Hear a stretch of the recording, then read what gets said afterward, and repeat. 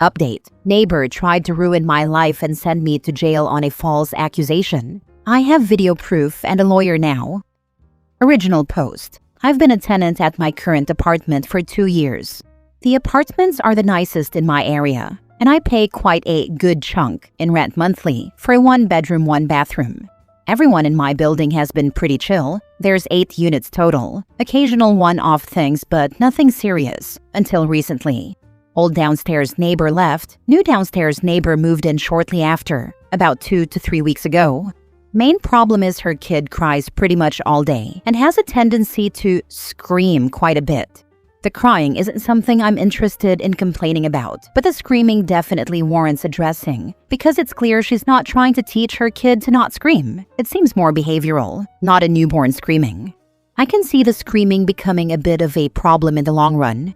Is it reasonable to tip my landlord or apartment off that this is what I'm noticing? And if it becomes a problem in the future, I'd like to address it? I feel like it's reasonable because it creates a track record. Now for the top comments before reading the update. Kid, as in months old, under 1, not walking yet? That's what infants do. If so, cut that poor woman some slack. Yes, the kid is walking. I forgot to mention the kid and mom were outside yesterday, and the kid was screaming a hell of a lot. I was on my deck. The kid was definitely walking on his own. I'm going to be completely honest though. I have no experience with kids and don't know what exact age that would narrow it down to. Maybe 2 to 4? All these people being like, oh, you can't stop a kid from yelling, would 100% be complaining about someone's dog.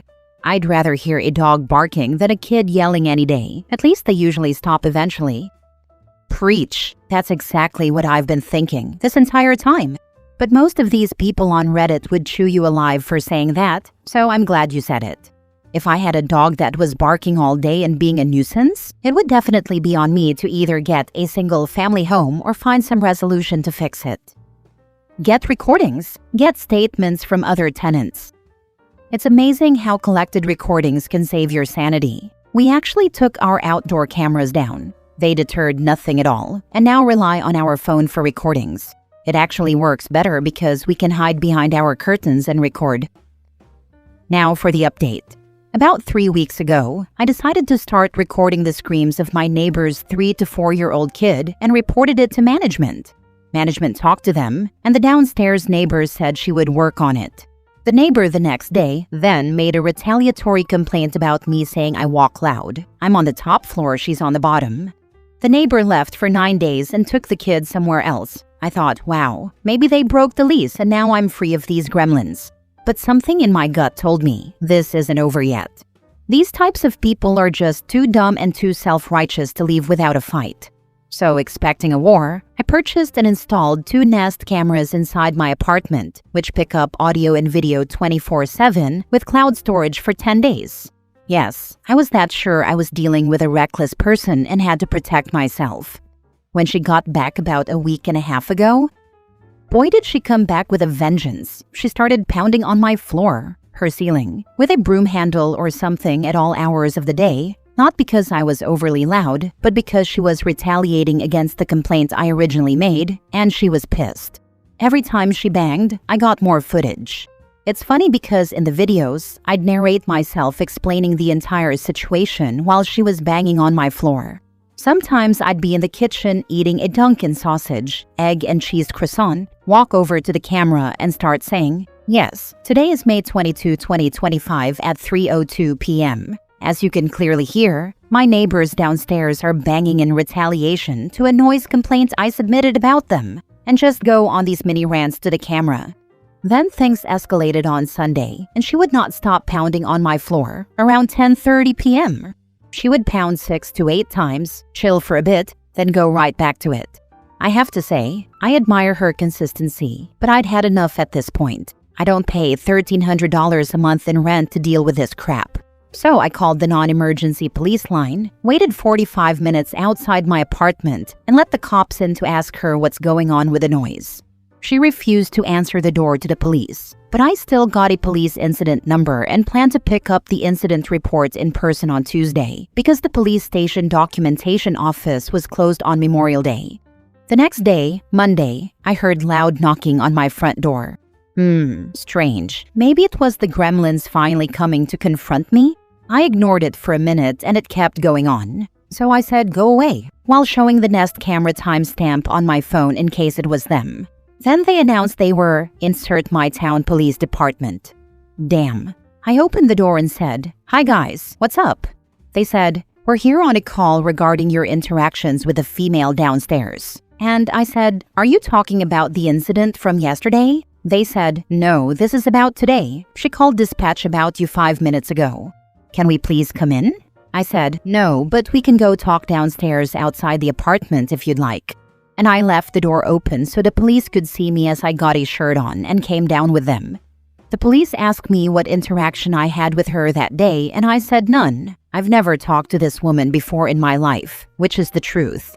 Then they said she called dispatch and alleged 1. That I was intoxicated, 2. That I had threatened her from my patio, 3. That she was a single mom with a kid, and 4. That we had a relationship together. This is a domestic dispute setup.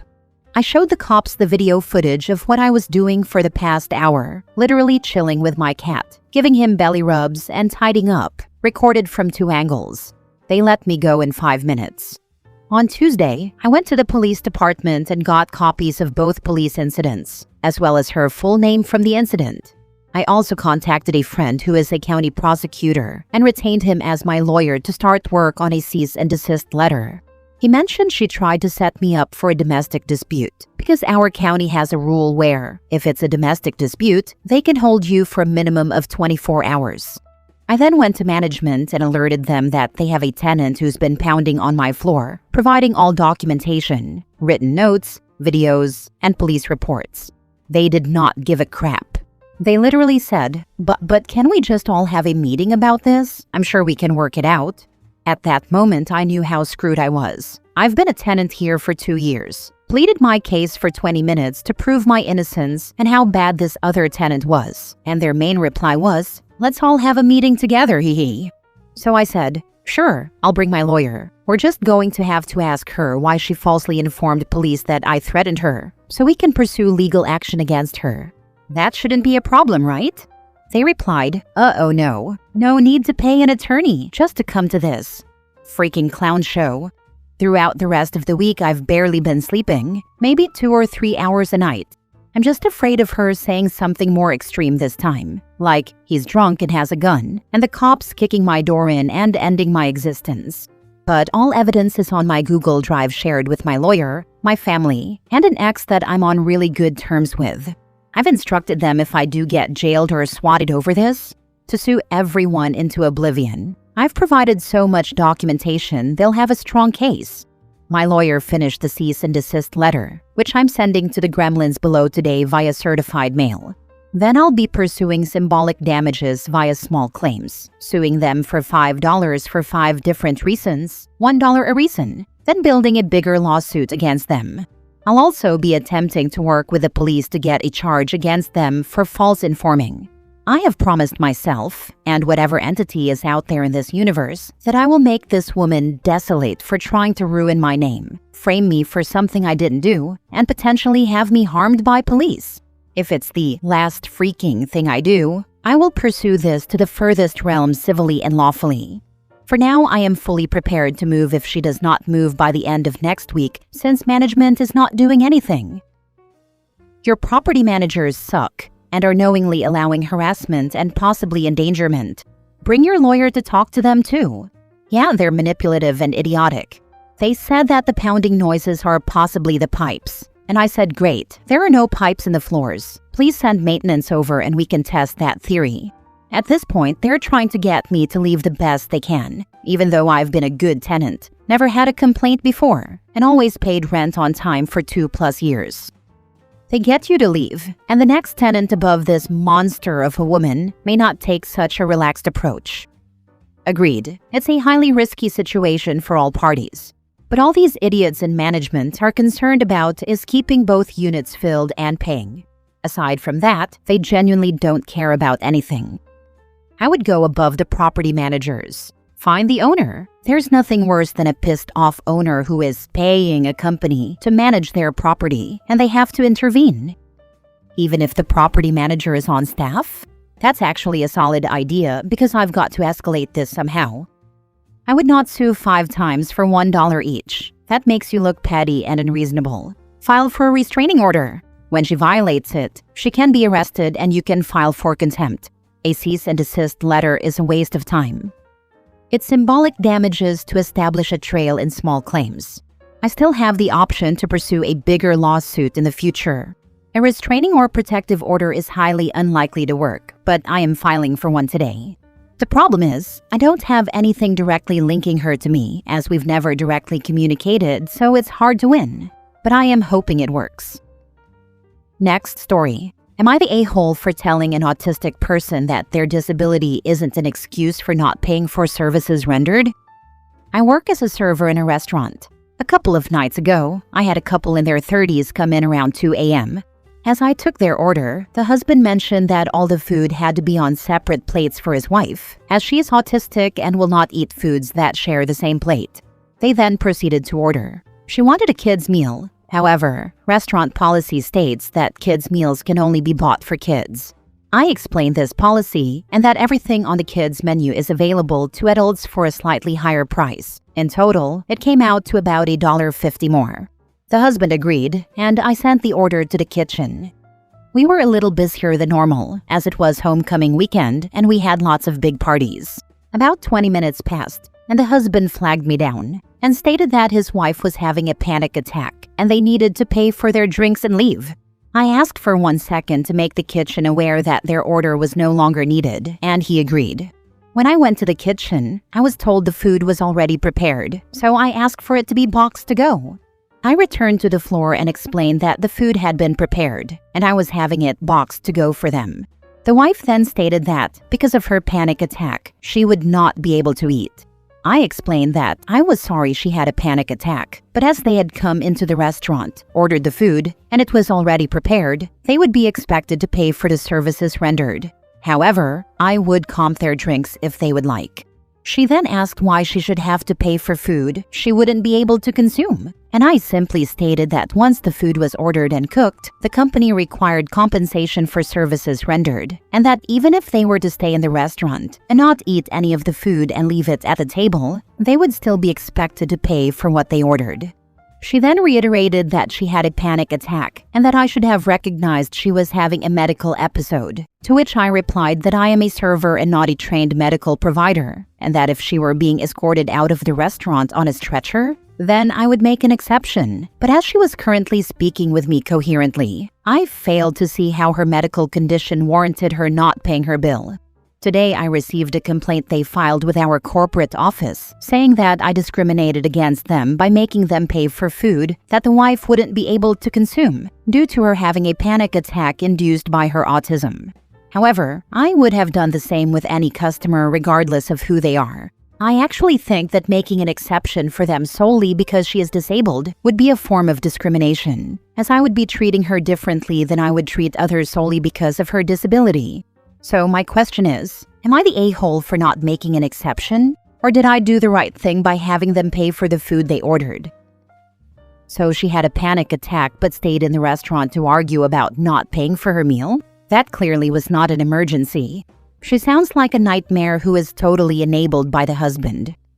Not a panic attack. I've gotten them, and all I can think about is getting to a safe place, car and home, to let it run its course. My ability to argue with someone is nil because my brain is telling me to run away. Right? My panic attacks involve a lot of ugly crying, and I have no desire for anyone to see me, a middle-aged woman, absolutely meltdown. My first instinct is, girl, run. The shame of breaking down in public like that would only make the panic attack worse. Info. What does your manager say? If he says you were right, then he should back you up. If he says you were wrong, then you fall all over yourself with apologies, skipping the obvious fact that you acted in good faith and learn about the revised policy. My manager agrees with me. Corporate says we should have just comped the food. Since you got written communication from corporate, presumably that's going in your file.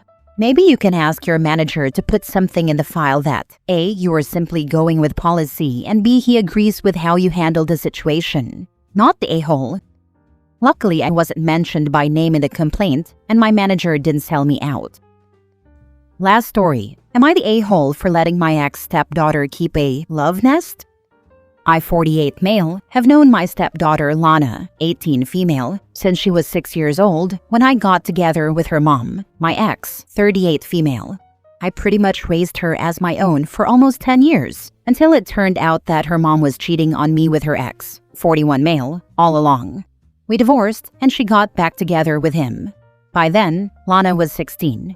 Lana has never liked her bio dad. He only really cared about his sons, her older and younger brothers, 21 and 16, and at the risk of sounding biased, has always been kind of a douche.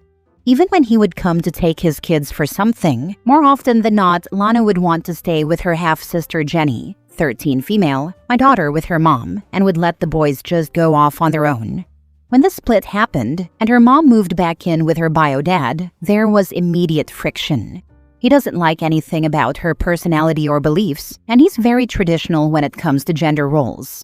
One thing in particular is that while he lets his sons date as they please, she was absolutely forbidden, as long as she lived under his roof. Exactly such an argument came up not that long ago, shortly after Lana turned 18, and she basically threw her things into a few bags/suitcases and stormed out of the house, having one of her friends pick her up. She ended up couch surfing for a while, until she asked me if I could help her out. She wanted a place to live, and I was happy to help her get on her feet. I let her move into a small apartment in one of my rental houses that was previously an Airbnb. She pays way under market rate, and I even let her skate a few times in ways that I know any other landlord wouldn't. She frequently has dates and friends over, and she obviously comes and goes as she pleases, without any sort of curfew. Somehow or another, my ex and her father seem to keep tabs on her, and they call or text me to complain whenever she won't talk to them. She works and goes to a local community college, and I figure that she's an adult, and her time is her own.